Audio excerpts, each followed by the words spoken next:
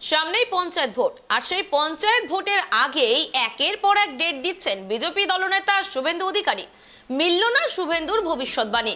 শুভেন্দু অধিকারী বলেছিলেন আগামী 12, 14 এবং 21শে ডিসেম্বর গুরুত্বপূর্ণ দিন। সেই দিনে তেমন কিছুই ঘটেনি, 12ই ডিসেম্বরও হয়ে গেছে, কিন্তু সেখানেও কোনো রকম বড়সড় ঘটনা ঘটেনি তৃণমূলে।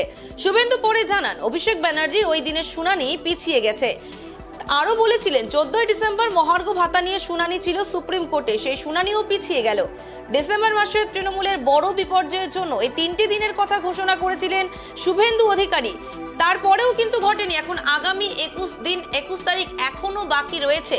21শে ডিসেম্বর কি ঘটনা ঘটে তারই প্রতিফলনের দিকে তাকিয়ে রয়েছে রাজ্যবাসী। কি ঘটবে আগামী 21শে ডিসেম্বর, এখনো সেই দিকেই চোখ। সামনেই পঞ্চায়েত ভোট, শুভেন্দুর ভবিষ্যৎবাণী মিলল না। 14ই ডিসেম্বর পেরিয়ে গিয়েছে, সেখানেও কোনো কিছুই ঘটেনি। তবে তিনি বলেছেন 14ই ডিসেম্বর মহার্ঘ ভাতা নিয়ে শুনানি ছিল সুপ্রিম কোর্টে, সেই শুনানিও পিছিয়ে গেল। ডিসেম্বর মাসের তৃণমূলের বড় বিপর্যয়ের জন্য এই 3টি দিনের কথা ঘোষণা করেছিলেন শুভেন্দু অধিকারী। 2টি তারিখ পেরিয়ে গেলেও কোনো রকম বিপর্যয় হয়নি তৃণমূল দল বা রাজ্য সরকারের।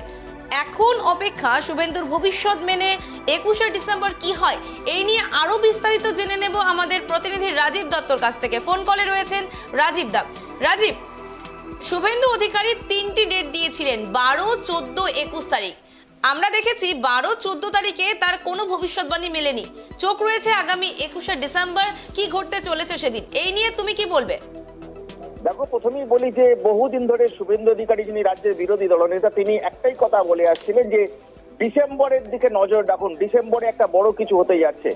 তবে সেটা তিনি কি হতে যাচ্ছে কখনোই বলেননি।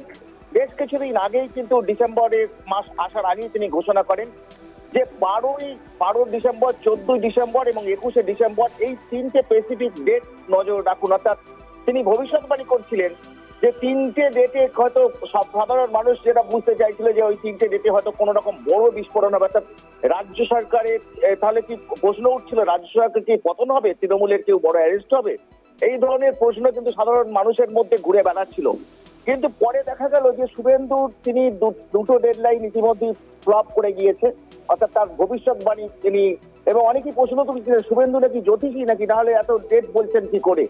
যাই হোক, শেষমেশ 12, 14 ডিসেম্বর, আজকে 14 ডিসেম্বর, জানো যে দুটো ডেট, সেই ডেটের মানে তার 3টে ডেটের কথা তিনি বলেছিলেন, 12ই ডিসেম্বর, 14ই ডিসেম্বর এবং 21শে ডিসেম্বর।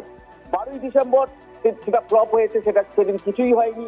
14ই ডিসেম্বর সে আজকে, অর্থাৎ আজকেও কিছু হয়নি। এবার তার ব্যাখ্যা তিনি দিয়েছিলেন গত কয়েকদিন আগে হাজার মোড়ে যখন সভা করেন, সেখানে বলেন তিনি 12ই ডিসেম্বর যে ঘটনার কথা বলতে চেয়েছিলেন সেটা সুপ্রিম কোর্টের অভিষেক ব্যানার্জির একটা মামলা ছিল, সেই মামলার পরিপ্রেক্ষিতে তিনি প্রসঙ্গটা বলেছিলেন। কিন্তু সেই মামলাও শিফট করে গিয়েছে 14ই জানুয়ারিতে। আজ 14ই ডিসেম্বর, আজকেও কিন্তু তিনি এই নিয়ে এখনো প্রকাশ্যে কিছু বলেননি, কারণ তার ডেট গুলো ফ্লপ হয়েছে। আজকে কিন্তু আমাদের যেটা অনুমান ছিল যে হয়তো ডিএ মামলা নিয়ে একটা তিনি বড় রায় সুপ্রিম কোর্ট দেবে, এরকম একটা আশা করছিলেন। কিন্তু আমরা আজকে জেনে গিয়েছি যে 14ই ডিসেম্বর আজকে কিন্তু ডিএ মামলার রায় হয়নি এবং ডিএ মামলার পিছিয়ে গিয়েছে প্রায় 3 জানুয়ারি মাসের 3rd উইকে এই মামলা পুনরায় সুপ্রিম কোর্টে উঠবে। অর্থাৎ এখন কৌতূহল রয়েছে 21শে ডিসেম্বর কি হয়, সেইটা কৌতূহল এখন সকলের। কিন্তু 21শে ডিসেম্বর যে কি হয় জানি না। এই যে শুভেন্দুর যে ভবিষ্যৎবাণী, সেই ভবিষ্যৎবাণী অনেকটাই কিন্তু আজকে মিলল না, সেই নিয়ে একটা হাস্যকর পজিশনে নিজেকে নিয়ে গেলেন। অর্থাৎ অনেকেই বলছিলেন যে এর প্রতি একটা রাজনৈতিক সুকৌশলও আছে, যেটা যে এই ডেট গুলো ঘোষণা করে একটা রাজনৈতিক সুকৌশল তিনি একটা তৈরি করছিলেন, সেই নিয়ে আর ক্লারিফিকেশনে যাচ্ছি না। কিন্তু যে বিষয়গুলো নিয়ে তিনি বারবার করে দাবি করছিলেন যে 3টে ডেট হয়তো বিস্ফোরক হবে, রাজ্যের ক্ষেত্রে বড় একটা অ্যাকশন হবে, যে অভিযোগগুলো শুভেন্দু অধিকারী এতদিন ধরে করছিলেন, সেই অভিযোগের বিরুদ্ধে হয়তো কোনো ব্যবস্থা কেন্দ্রীয় সরকার নেবে বা রাজ্যে কোনো বড় একটা পালা বদল হবে, ঘটনা ঘটবে, সবটাই দেখা গেল যে মিস। অর্থাৎ তিনি যে এগুলো হাস্যকর প্রমাণ করলেন, অর্থাৎ 12ই ডিসেম্বর কিছু হয়নি, আজও কিছু হয়নি, অর্থাৎ তিনি নিজেকে একটা হাস্যকর একটা জায়গায় নিয়ে গেলেন। তার ভবিষ্যৎবাণী যে জ্যোতিষ হিসাবের মতো তিনি ভবিষ্যৎবাণী করছেন, তার কিছুই মেলেনি। এখন সবাই তাকিয়ে আছি যে 21শে ডিসেম্বর তিনি যে ভবিষ্যৎবাণী করেছেন, সেই ভবিষ্যৎবাণী সেই দিন কি হয়। রাজীব, 12ই ডিসেম্বর, 14ই ডিসেম্বর কিছুই হয়নি, আজকেও তেমন ঘটলো না, 12 ডিসেম্বরও তেমন কিছু ঘটেনি, তবে ডিএ মামলা নিয়েও কিন্তু তিনি শুভেন্দু অধিকারী বলেছিলেন যে তার বিচার ব্যবস্থার উপর ভরসা তিনি রেখেছেন।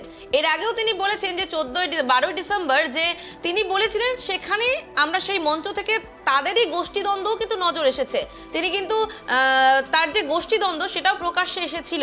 দিলীপ ঘোষকে নিয়ে তিনিও সেখানে মন্তব্য করেছিলেন, তবে তাদের গোষ্ঠীদ্বন্দ্বই কি প্রকাশ্যে আসছে দিনের পর দিন? তৃণমূলের মতো কি বিজেপিতে গোষ্ঠীদ্বন্দ্ব দেখা দিচ্ছে? মূলত যেটা শুভেন্দু অধিকারী যেটা গোষ্ঠীদ্বন্দ্ব বলো, সেটা সব দলই আছে, সব দলই ছোট বেশি কম বেশি গোষ্ঠীদ্বন্দ্ব আছে। একটা শাসক দল মানে ক্ষমতায় থাকলে তার গোষ্ঠীদ্বন্দ্ব হয়, সেটা আলাদা বিষয়। কিন্তু যে বিষয়টা তিনি রাজ্য সরকার অর্থাৎ তৃণমূল সরকার তিনি রাজ্যের ক্ষমতায় আছে, সেই জায়গায় দাঁড়িয়ে তৃণমূল সরকারকে লক্ষ্য করে যে 3টে দিনে বড় অঘটন ঘটতে চলেছে, বড় বিস্ফোরণ ঘটতে চলেছে, যে ভবিষ্যৎবাণী শুভেন্দু অধিকারী করেছিলেন, সেটা তো মিলল না। অর্থাৎ অনেকটা নিজেকে হাস্যকর বিরোধী দলনেতার এই ধরনের মন্তব্য নিয়ে অনেকেই বলছেন যে বিরোধী দলনেতা জ্যোতিষী নাকি। অর্থাৎ এই ধরনের হাস্যকর একটা পজিশনে নিয়ে গেলেন যিনি রাজ্যের বিরোধী দলনেতা, তিনি একটা দায়িত্বপূর্ণ নেতা, তিনি কিভাবে স্পেসিফিক করে বলেন, এই বিষয়টাই কিন্তু প্রশ্ন উঠছে। দলের মধ্যেও কিন্তু প্রশ্ন উঠেছে, যেটা দিলীপ ঘোষের মতো নেতারা কিন্তু প্রশ্ন তুলেছেন যে এই নিয়ে তাকে যখন অনেক সাংবাদিক জিজ্ঞেস করেছিল তিনি বলেছেন তিনি জানেন বিষয়টা। সুকান্ত মজুমদার তিনি জানেন, ডিসেম্বর নিয়ে আমরাও জিজ্ঞেস করেছিলাম, তো তিনি বলেছিলেন ও যিনি বলেছেন তাকে জিজ্ঞেস করুন। এখন দেখা যাচ্ছে এই বিষয়গুলো নিয়েই কিন্তু দলের মধ্যে যদি একটা মতবিরোধ থাকলো, কিন্তু শুভেন্দুর টার্গেট ছিল কিন্তু রাজ্য সরকার তৃণমূল দল, সেই জায়গায় দাঁড়িয়ে তার দুটো ভবিষ্যৎবাণী 12ই ডিসেম্বর এবং 14ই ডিসেম্বর ফ্লপ। 21শে ডিসেম্বর এখন কি হয় সেদিকে সবাই আমাদের নজর থাকবে। কিন্তু যেটা যে রাজনীতি করতে এসে যে রাজনৈতিক কথা এবং সেই জায়গায় মানুষকে একটা মিথ্যা কথা বলা এবং যেটা মানুষের একটা নজর ঘুরিয়ে দেওয়ার একটা চেষ্টা, সেটা কিন্তু শুভেন্দু অধিকারী প্রমাণ করলেন। এবং এই যে 12 এবং 14ই ডিসেম্বর যা কিছুই হয়নি, সেটা নিজেকে মিথ্যা কথা তিনি বলেছেন, এটা তিনি প্রমাণ হলো। অনেক অনেক ধন্যবাদ রাজীব তোমাকে।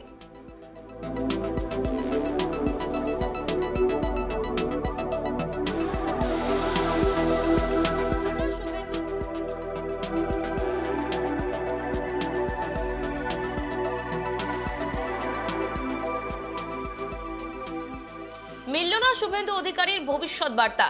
12-14 ডিসেম্বর আর 14 ডিসেম্বর আজও মেলেনি ভবিষ্যৎ বার্তা। শুভেন্দু অধিকারী যে ভবিষ্যৎবাণী দিয়েছিলেন মিলল না সেই বার্তা। 12 ডিসেম্বরও তিনি সভা করেছিলেন হাজরায়, সেখানেও তিনি ভেবেছিলেন যে বড় কিছু হবে। রাজ্যবাসী তাকিয়েছিল শুভেন্দু অধিকারীর 3 দিনের এই ভবিষ্যৎবাণীর দিকে। 12, 14, 21 তারিখ দুটো দিনই হয়ে গেছে, রাজ্যে কোনো রকম তোলপাড় ঘটেনি। সাধারণ মানুষ ভেবেছিল যে শুভেন্দু অধিকারীর এই যে ভবিষ্যৎবাণী, এই যে 3টি ডেট তিনি দিয়েছিলেন 12, 14, 21 তারিখ, দুটো ডেটই কিন্তু ফ্লপ হয়ে গিয়েছে। কোনো রকম পরিবর্তন ঘটেনি রাজ্য রাজনীতিতে। এখন চোখ আগামী 21শে ডিসেম্বর, কি হতে চলেছে 21শে ডিসেম্বর এখন দেখার অপেক্ষায় রাজ্যবাসী।